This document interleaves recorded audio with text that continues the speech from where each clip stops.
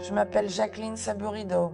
Voici une photo de moi avant que je ne sois percutée par un conducteur ivre, avant que la voiture ne prenne feu, avant que 2 de mes amis ne meurent, avant que je n'ai besoin de plus de 40 opérations.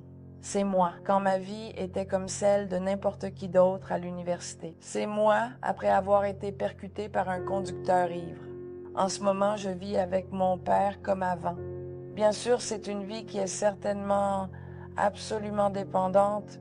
Il continue d'être mon ange, qui veille toujours sur moi chaque jour et chaque nuit. Mon ange personnel. Si je veux aller à la plage, il vient avec moi. Si je veux aller à la montagne, il vient avec moi. Il pourrait être fatigué, il pourrait avoir faim, il pourrait être triste. Ça ne lui importe pas. Si je veux vivre au Venezuela, si je veux être aux États-Unis, au Guatemala, en Espagne, peu importe, il fait tout.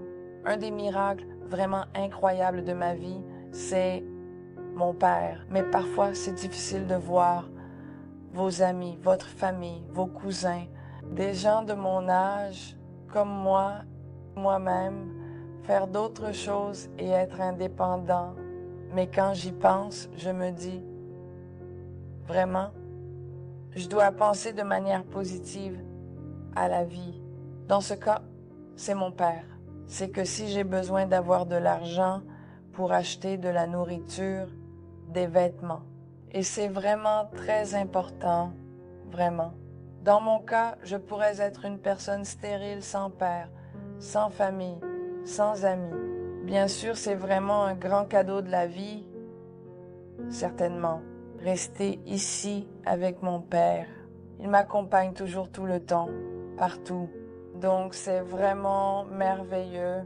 Je pense que sur cette terre, personne n'a un père comme le mien. Environ 3 ou 4 fois par an, quand je suis très déprimée, je dirais peut-être parfois, je dis « Oh, allez, pourquoi a-t-il fait ça ?» Mais vraiment pas. Je pense qu'il n'est vraiment pas un criminel. C'est une personne responsable qui a pris une mauvaise décision à un mauvais moment. C'est certainement quelque chose qu'il ne voulait pas faire. Parce que s'il avait dit « Oui, je veux sortir et tuer des gens », je dirais « Va en prison ». J'ai prié pour vous et votre père chaque minute depuis que cela est arrivé, tout comme mon fils. Tout ce que vous avez traversé, nous ne pouvons le ressentir que dans nos cœurs. Mais j'ai suivi tout ce qui se passe avec vous en détail et avec beaucoup d'attention et soin. J'ai remercié Dieu pour votre vue et je prie chaque jour pour ces miracles qui restaureront votre vie. Mais surtout, je prie pour qu'il garde la joie dans votre cœur, car vous êtes la personne la plus, vraiment très belle personne. Et il a besoin, je pense qu'il a besoin de vous et de votre force et courage pour être un exemple. Nos précieux jeunes enfants sont au cœur de nos vies, car en un instant, tout peut basculer et la vie telle que nous la connaissons peut changer de manière imprévisible et inattendue. Il est essentiel de chérir chaque moment passé avec eux, car ces instants sont précieux et peuvent disparaître en un clin d'œil, nous rappelant la fragilité et la beauté de la vie. Et nous devons être responsables, prudents et réfléchis à cela tout le temps. Je reçois tellement de lettres, d'emails, donc je suis vraiment très heureux que les gens sentent que je les inspire. Et je suis reconnaissant pour cela. Je pense vraiment que si vous voulez absolument faire quelque chose, surtout ne jamais abandonner. Vous devez continuer et poursuivre la vie. Et quoi qu'il arrive dans votre vie, vous devez continuer et être heureux. Chers amis, merci beaucoup. Et je veux dire à quiconque dans le monde, à quiconque prie pour moi, merci beaucoup.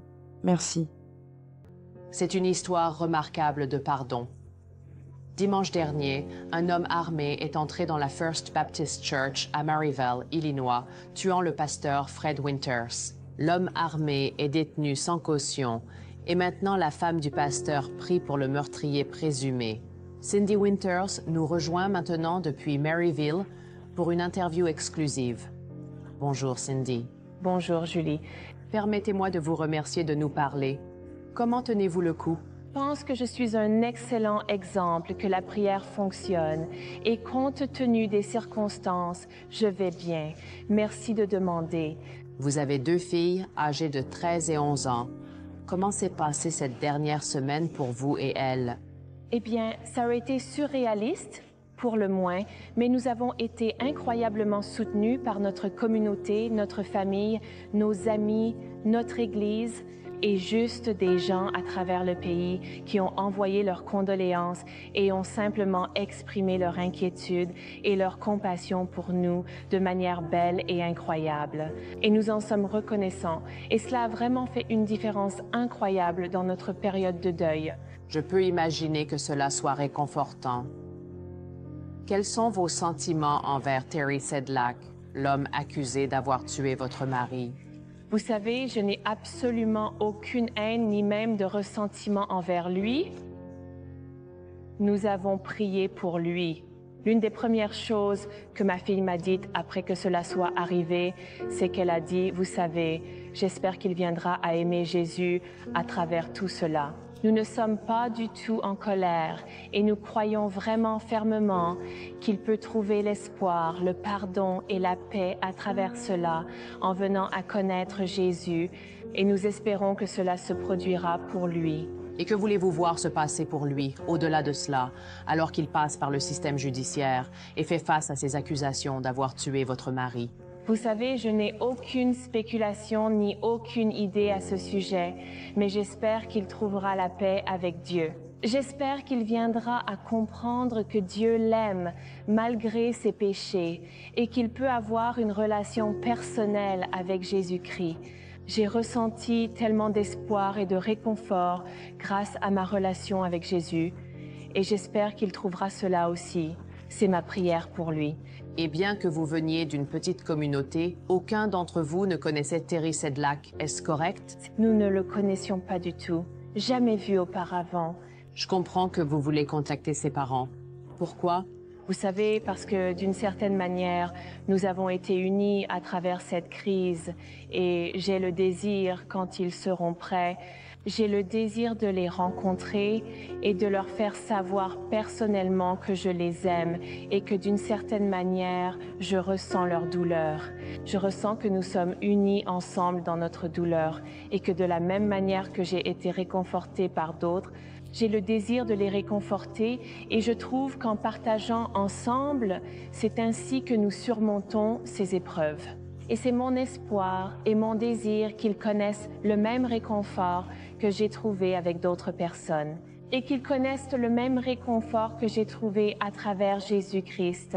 Cindy, pensez-vous que la réalité de tout ce qui s'est passé au cours des 8 derniers jours vous a vraiment frappé? Je ne pense pas qu'il y ait une quelconque possibilité que cela ait pu arriver.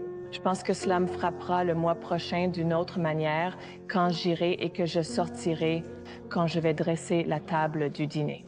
Nous avions prévu d'aller à Disney World l'été prochain et quand nous y irons et que mon mari ne sera pas là, cela me frappera à nouveau.